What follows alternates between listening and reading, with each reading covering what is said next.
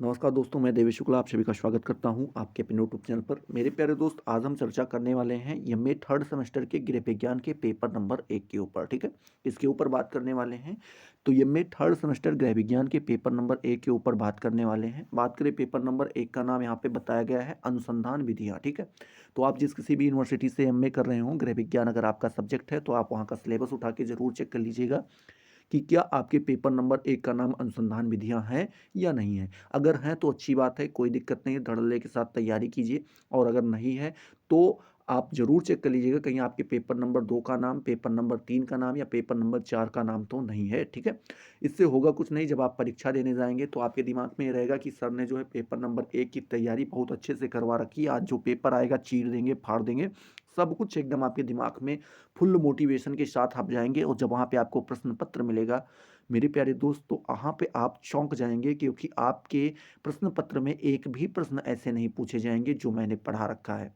तो वहाँ पे गलती केवल आपकी होगी, क्योंकि सर बार बार बोल रहे थे कि सिलेबस से ज़रूर मिला लीजिएगा कि आपके पेपर नंबर 1 का नाम अनुसंधान विधियाँ हैं या नहीं है। ठीक है, तो ये समस्याएं आपको हो सकती है, देखने को मिलेंगी जब आप ये लापरवाही बरतेंगे। तो आप इन सारी चीज़ों को पहले से जान रखिए। ठीक है, देख लीजिए, फिर आराम से तैयारी कीजिए।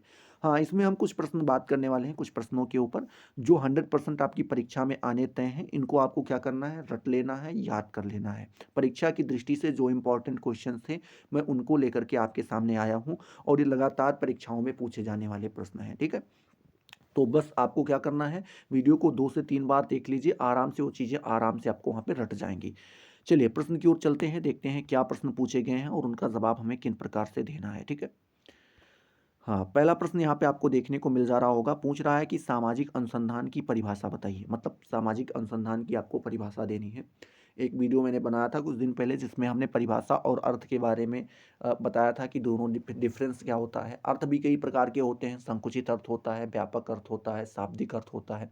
उसके ऊपर भी हमने चर्चा कर रखी है। तो अगर आपने उस वीडियो को नहीं देखा है तो चैनल पे जाके उन सारी चीज़ों को देख सकते हैं, जो आपकी नेट जेआरएफ की दृष्टि से काफ़ी ज़्यादा इंपॉर्टेंट आपके लिए हो सकते हैं। अगर आप पीजीटी की तैयारी भी कर रहे हैं तो भी आपके लिए इंपॉर्टेंट हो सकता है। ठीक है, चलिए अब बात करते हैं प्रश्न के उत्तर के बारे में। तो आप यहाँ पे बताएंगे मोसर महोदय के अनुसार कि मोसर महोदय ने सामाजिक अनुसंधान को क्या कहा है। तो बात करते हैं, मोसर महोदय ने कहा है कि जो सामाजिक घटनाएं होती हैं मेरे प्यारे दोस्त, या जो सामाजिक समस्याएं होती हैं, उनके संबंध में जब हम नवीन ज्ञान की प्राप्ति के लिए किए गए व्यवस्थित खोज या अन्वेषण को सामाजिक अनुसंधान कहते हैं। मतलब उनका कहना केवल इतना है कि जो सामाजिक घटनाएं हैं या जो सामाजिक समस्याएं हैं, इनके बारे में जब आप नवीन ज्ञान ज्ञान प्राप्त करना चाहते हैं और उसके लिए जो आप व्यवस्थित खोज करते हैं या अन्वेषण करते हैं मेरे प्यारे दोस्त, वही आपका सामाजिक अनुसंधान कहलाता है। अन्वेषण और खोज एक ही बात है। ठीक है, बस शब्द यहाँ पे अलग अलग यूज किए गए हैं, तो आपको यहाँ पे ध्यान में रखना है। अन्वेषण या खोज दोनों मतलब एक ही होता है।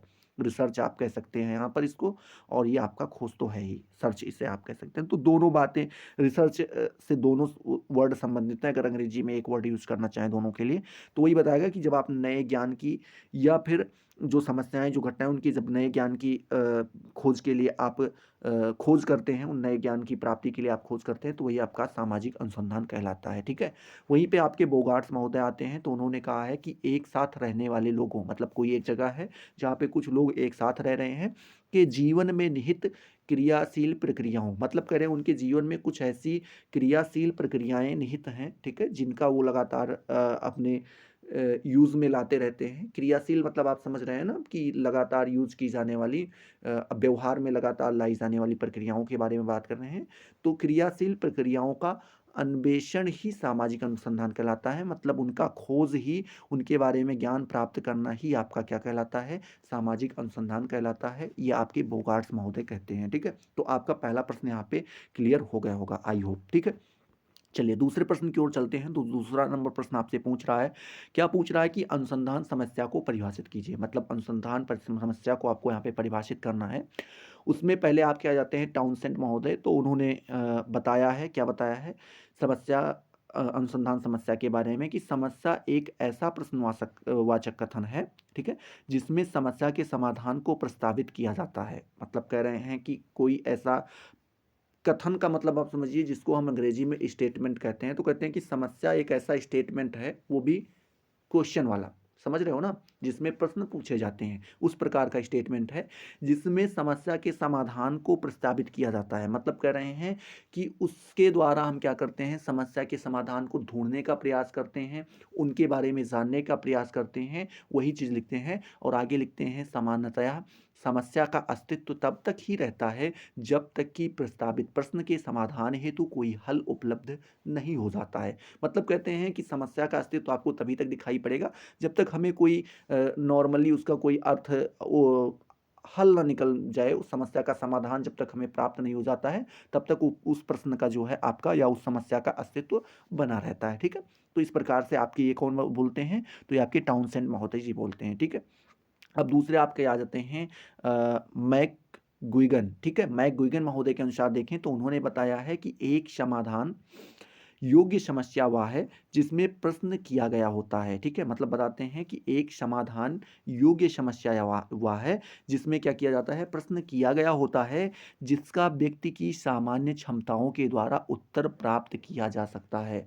मतलब बताते हैं जिसका हम क्या कर सकते हैं, व्यक्ति की जो सामान्य क्षमताएं होती हैं, जो उनकी कैपेसिटी होती है, नॉर्मल कैपेसिटी जो एक मनुष्य के अंदर पाई जाती है, एक मैन के अंदर पाई जाती है, उसी के द्वारा हम उत्तर प्राप्त करते हैं। ठीक है, तो यही आपके बताते हैं कौन, मैक गुइगन महोदय। मैक गुइगन महोदय जी ये आपका बताते हैं समस्या अनुसंधान समस्या के बारे में। वहीं पे आपके कार्लिंगर महोदय आ जाते हैं, तो उन्होंने बताया है मेरे प्यारे दोस्त, क्या बताया है कि समस्या एक ऐसा प्रश्नवाचक कथन या वाक्य है जिसमें यह पूछा जाता है कि दो या दो से अधिक चरों में किस प्रकार का संबंध है। ये आपके कौन बताते हैं, कार्लिंगर जी बताते हैं। थोड़ा अलग बताने का प्रयास करते हैं, बताते हैं कि समस्या एक ऐसा प्रश्नवाचक कथन है या वाक्य है जिसमें हम क्या करते हैं, यह पूछते हैं कि दो या दो से अधिक चर, मतलब दो या दो से अधिक चर लिए जाते हैं और उसमें पूछे जाते हैं कि इन दोनों के बीच में किस प्रकार का संबंध है। यही आपका अनुसंधान समस्या कहलाता है। ये आपके किसके अनुसार, कार्लिंगर महोदय के अनुसार है। ठीक है, आगे लिखते हैं कि उपयुक्त परिभाषाओं के आधार पर अनुसंधान समस्या को परिभाषित करते हुए कहा जा सकता है कि, क्या कहा जा सकता है मेरे प्यारे दोस्त, कि समस्या समाधान योग्य समस्या एक ऐसा प्रश्नवाचक कथन है जिसमें समस्या के समाधान को प्रस्तावित किया जाता है। इस कथन में यह पूछा जाता है कि दो या दो से अधिक चरों के बीच चरों में किस प्रकार का संबंध है। ठीक है, तो इस प्रकार से आप इसका जवाब दे सकते हैं। आई होप दूसरा नंबर प्रश्न भी आपका यहाँ पे क्लियर हो गया होगा। ठीक है, चलिए अगले प्रश्न की ओर चलते हैं, तीसरे नंबर प्रश्न की ओर।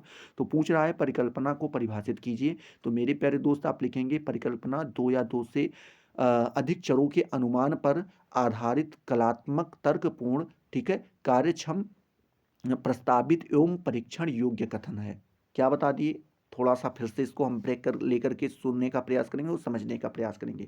परिकल्पना के बारे में बताते हैं कि परिकल्पना दो या दो से अधिक चरों के अनुमान, समझिएगा, दो या दो से अधिक चरों के अनुमान पर आधारित कल्पनात्मक, जिसे हम इमेजिनेशन कहते हैं, कल्पनात्मक, तर्कपूर्ण, ठीक है, कार्यक्षम, प्रस्तावित या परीक्षण योग्य कथन है जो यह बताता है कि अनुमान पर अनुसंधानकर्ता क्या देखना चाहता है, अर्थात समस्या कैसे हल हो सकती है या अन्वेषण आगे कैसे होता है। यही आपका क्या कहलाता है, परिकल्पना कहलाता है। ठीक है, इसी के बारे में मैक गुइगन महोदय जी लिखते भी हैं। क्या लिखते हैं कि परिकल्पना एक परीक्षण योग्य कथन है। क्या है मेरे प्यारे दोस्त, परिकल्पना एक परीक्षण योग्य कथन है जो दो या दो से अधिक चरों की शक्तिशाली संबंध के संबंध में होता है। मतलब अगर इनका हम सब कुछ सारी बात छोड़ दें तो हम एक मोटी मोटा अगर अनुमान निकालना चाहें, इसका शाब्दिक अर्थ निकालना चाहें, तो इस प्रकार से भी हम कह सकते हैं। इन लोगों की बात को अगर ध्यान ना दें तो आप इस तरीके से भी कह सकते हैं कि अनुसंधान करने से पहले जिन चीज़ों के बारे में हम कल्पना करते हैं, देखिए कोई भी अगर आप कार्य करेंगे तो उससे पहले कोई ना कोई तो निष्कर्ष निकालेंगे ना कि हम ये करेंगे तो यहाँ पे जाके पहुँचेंगे। जैसे आपने घर से चलना प्रारंभ किया तो आपके दिमाग में कहीं ना कहीं तो आएगा कि आप जा कहाँ रहे हैं। अगर हम लगातार 1 घंटे चलेंगे तो हम अपने मार्केट में पहुंच जाएंगे या शहर में पहुंच जाएंगे, कहीं भी पहुंच जाएंगे, अपने गांव पहुंच जाएंगे, नानी के यहाँ, मामी के यहाँ, किसी के यहाँ तो पहुंचेंगे ना जाके, बुआ फूफा के यहाँ। तो वही चीज़ है कि जब अनुसंधानकर्ता अनुसंधान करता है, उससे पहले कुछ चीज़ों के बारे में कल्पना करता है। जो कल्पनाएँ की जाती हैं कि ये हो सकता है या इसका ये समाधान निकले या इसका ये भाव निकले, वही आपका परिकल्पना कहलाता है। ये आप अपने शब्दों में जान सकते हैं, ठीक है? ये आप अपने शब्दों में यहाँ पे क्या कर सकते हैं, जान सकते हैं, समझ सकते हैं, ठीक है? तो आई होप आपका तीसरा नंबर प्रश्न भी क्लियर हो गया होगा। बात करते हैं चौथे नंबर प्रश्न के बारे में। तो चौथा नंबर प्रश्न पूछ रहा है, परिकल्पना के प्रकार के बारे में बताना है कि परिकल्पनाएँ कितनी प्रकार की होती हैं। तो यहाँ पर आप लिखेंगे कि परिकल्पना 2 प्रकार की होती है। पहली आपकी हो जाती है अप्रायोगिक परिकल्पना और दूसरी आपकी हो जाती है प्रायोगिक कल्पना। अब बात करते हैं जो अप्रायोगिक परिकल्पना होती है या आपकी मेरे प्यारे दोस्त 3 प्रकार की होती है। कितने प्रकार की होती है? 3 प्रकार की होती है। पहला साधारण स्तर परिकल्पनाएँ, दूसरा विषम स्तर परिकल्पनाएँ, तीसरा विशिष्ट स्तर परिकल्पनाएँ, ठीक है? ये कौन हुई आपकी अप्रायोगिक परिकल्पना के 3 प्रकार हुए। वहीं पे जब हम प्रायोगिक परिकल्पना के बारे में बात करते हैं तो इसके 2 प्रकार देखने को मिलते हैं। पहला आपका सार्वभौमिक परिकल्पनाएँ और दूसरा आपका अस्तित्वपरक परिकल्पनाएँ, ठीक है? पहला सार्वभौमिक परिकल्पनाएँ और दूसरा अस्तित्वपरक परिकल्पनाएँ, ठीक है? तो इस प्रकार से आप परिकल्पना के बारे में बात कर सकते हैं, ठीक है? तो इसको अगर हम अपने भाषा में समझना चाहें तो कह सकते हैं कि जो परिकल्पना होती है 2 प्रकार की होती है। पहला अप्रायोगिक, जिसको हम बगैर प्रयोग किए समझ जाते हैं, कह सकते हैं, और दूसरा प्रायोगिक जो हम प्रयोग करने के बाद बताते हैं, ठीक है? यहाँ पे जो अप्रायोगिक है इसके 3 हो जाते हैं। पहला साधारण परिकल्पना, विषम परिकल्पना, विशिष्ट परिकल्पना। मतलब एक साधारणतः हम निकाल लेते हैं, एक विषम परिस्थिति में और एक जो विशिष्ट यूनिक होता है, सबसे अलग होता है, इस तरीके से आप कह सकते हैं। वैसे ही प्रायोगिक परिकल्पनाएँ होती हैं, एक सार्वभौमिक परिकल्पनाएँ होती हैं जो सभी के ऊपर लागू होती हैं, एक अस्तित्वपरक परिकल्पनाएँ होती हैं। अस्तित्वपरक का मतलब हुआ जैसी स्थिति होती है उसी के अकॉर्डिंग जो है परिकल्पना की जाती है, ठीक है? तो उस प्रकार से आप इसका जवाब दे सकते हैं। चलिए 5वें नंबर प्रश्न की ओर चलते हैं। तो 5वां नंबर प्रश्न पूछ रहा है मेरे प्यारे दोस्त कि शून्य परिकल्पना को परिभाषित कीजिए। इसको परिभाषित करना है तो सूर्य परिकल्पना को आपको यहाँ पे परिभाषित करना है। तो यहाँ पर आप लिखेंगे मेरे प्यारे दोस्त, क्या लिखेंगे कि सूर्य परिकल्पना वह है जो यह बताती है कि दो समूहों या दो चरों, क्या मेरे प्यारे दोस्त, क्या बताती है कि दो समूहों या दो चरों का आपसी अंतर शून्य है। क्या है मेरे प्यारे दोस्त, उनके बीच में जो अंतर पाया जाता है वो शून्य के बराबर है। अर्थात दो चरों या दो समूहों में कोई सार्थक अंतर नहीं है, ठीक है? कोई सार्थक अंतर नहीं है, वही आपका क्या कहलाता है, शून्य परिकल्पना कहलाता है। आगे आप लिखेंगे शून्य परिकल्पना को परिभाषित करते हुए कहा भी गया है, क्या कहा गया है कि शून्य परिकल्पना की मान्यता यह है कि दो चरों में कोई सार्थक अंतर नहीं है। इसका निर्माण अस्वीकृत होने के उद्देश्य से किया जाता है। इसका निर्माण किससे किया जाता है मेरे प्यारे दोस्त, अस्वीकृत होने के उद्देश्य से किया जाता है। मतलब ऐसा निर्माण किया जाता है कि जो अस्वीकार होगी, कभी एक्सेप्ट नहीं होगी, तो उसी को हम क्या कह देते हैं, शून्य परिकल्पना कह देते हैं, ठीक है? तो ये चीज़ें आपको यहाँ पे समझ में आ गई होंगी, ठीक है? आपको बिल्कुल घबराना नहीं है। अगर वीडियो अगर एक बार नहीं समझ में आ रहा है तो दोबारा चला के देख लीजिएगा। मैं गारंटी के साथ कहता हूँ कि आपको ये सारी चीज़ें अगर एक बार रट जाएँ, याद हो जाएँ, तो ये आपके लिए काफ़ी ज़्यादा सहायक होंगी। चाहे आप अतिलघु उत्तरीय प्रश्न का जवाब दे रहे हों, चाहे लघु उत्तरीय प्रश्न का जवाब दे रहे हों और चाहे आप दीर्घ उत्तरीय प्रश्न का जवाब दे रहे हों, ठीक है? चलिए, इसी पे बात करते हैं मेरे प्यारे दोस्त 6 नंबर प्रश्न के बारे में। तो 6 नंबर प्रश्न पूछ रहा है, चर को परिभाषित कीजिए, ठीक है? मोस्ट इंपॉर्टेंट क्वेश्चन है, चर को परिभाषित कीजिए, ये आपको ध्यान में रखना है। लगातार परीक्षाओं में पूछा जाने वाला प्रश्न है। तो इसका जवाब आप कुछ इस प्रकार से देंगे मेरे प्यारे दोस्त, क्या देंगे कि चर को चल राशि भी कहते हैं। पहले तो आपको ये बता देना है कि चर को ही हम क्या कहते हैं, चल राशि भी कहते हैं। इसके बारे में मैथसन के अनुसार देखें तो मैथसन जी ने कहा है कि वैज्ञानिक अन्वेषण में चर वह स्थिति या अवस्था है जिसकी मात्रा या मूल्य में परिवर्तन होता है। मतलब आप समझ रहे हैं कि वैज्ञानिक अन्वेषण, वैज्ञानिक जो खोज होती है मेरे प्यारे दोस्त, उसमें चर वह स्थिति होती है या वह अवस्था होता है, ठीक है? वह स्टेट होता है जिसकी मात्रा या मूल्य, ठीक है, क्वांटिटी या वैल्यू, ठीक है, क्वांटिटी या वैल्यू में परिवर्तन होता है। क्या होता है, उनकी वैल्यू में या क्वांटिटी में परिवर्तन होता है, वही आप कह सकते हैं आपका चर कहलाता है। ये आपके कौन कहते हैं? मैथसन महोदय जी कहते हैं, ठीक है। दूसरे आपके आ जाते हैं गैरेट के अनुसार, तो गैरेट महोदय ने यही चीज कहा है। क्या कहा है? कि चर वह लक्षण या गुण है जिसकी मात्रा में परिवर्तन होता है। क्या होता है? मात्रा में, क्वांटिटी में उनके परिवर्तन होता है, और यह परिवर्तन किसी माप या आयाम पर होता है। मतलब एक कोई ना कोई माप होता है या आयाम होता है, उसी के ऊपर किया जाता है। डी अमेटो के अनुसार देखें तो उन्होंने बताया है चर किसी वस्तु, घटना या प्राणी का मापन योग्य गुण या लक्षण है। क्या है मेरे प्यारे दोस्त? जो चर है वो किसी वस्तु, घटना या प्राणी का मापन योग्य गुण या लक्षण है। इस प्रकार से आप इसका जवाब दे सकते हैं। 3 लिख देंगे, तीनों आपका यहाँ पे हो जाएगा, ठीक है। तो चर के बारे में भी आपका यहाँ पे क्लियर हो गया होगा। यहीं पे हम बात करते हैं 7 नंबर प्रश्न के बारे में। तो 7वां नंबर प्रश्न जो है आपसे पूछ रहा है कि स्वतंत्र चर को परिभाषित कीजिए।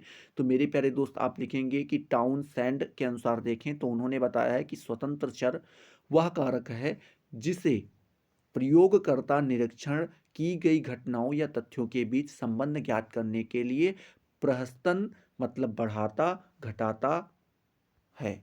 ठीक है, क्या करता है? प्रहसन करता है या बढ़ाता घटाता है। समझ रहे हो आप? यहाँ पे स्वतंत्र चर क्या होता है?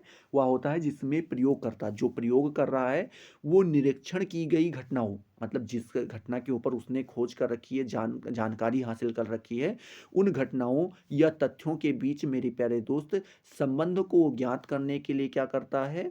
वो घटाता बढ़ाता है। क्या करता है? उनको घटाता बढ़ाता है। वही आपका स्वतंत्र चर कहलाता है। आपके किसके अनुसार? तो ये टाउनसेंड के अनुसार है। ठीक है, किसके अनुसार है? टाउनसेंड के। एडवर्ड्स के अनुसार देखें मेरे पे, एडवर्ड एडवर्ड्स के अनुसार देखें तो उन्होंने बताया है कि वह चर जिस पर अध्ययन कर्ता का नियंत्रण होता है स्वतंत्र चर कहलाता है। समझ रहे हो? इन्होंने बस एक सिंपल सी बात कह दी कि जिसके ऊपर अध्ययनकर्ता का नियंत्रण हो वही आपका क्या कहलाएगा? वही आपका स्वतंत्र चर कहलाएगा।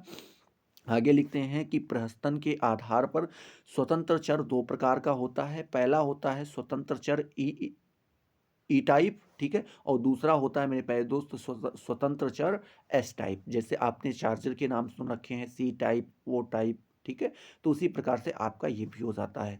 यहीं पर हम बात करते हैं 8वें नंबर प्रश्न के बारे में। तो पूछ रहा है गुणात्मक चर के बारे में, ठीक है। किसके बारे में?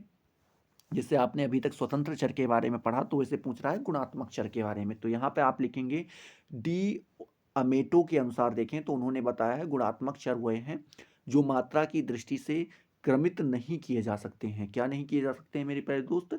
क्रमित मतलब उनको एक क्रम में नहीं रखा जा सकता है या मापे नहीं जा सकते। एक क्रम में आप उनका मापन नहीं कर सकते हैं। इस प्रकार के चर के उदाहरण विभिन्न प्रकार की प्रजातियां, धर्म, व्यवसाय आदि हैं। ठीक है, क्या है? बहुत सारी प्रकार की प्रजातियां हैं, धर्म हैं, व्यवसाय हैं, यही सारी जो हैं इसके एग्जाम्पल में आते हैं गुणात्मक चर के। ठीक है, तो आई होप ये सारी चीज़ें आपको यहाँ पे क्लियर हुई होंगी। वीडियो कुछ ज़्यादा लंबा हो जाएगा, 17 मिनट के लगभग बन चुका है, 18 मिनट के।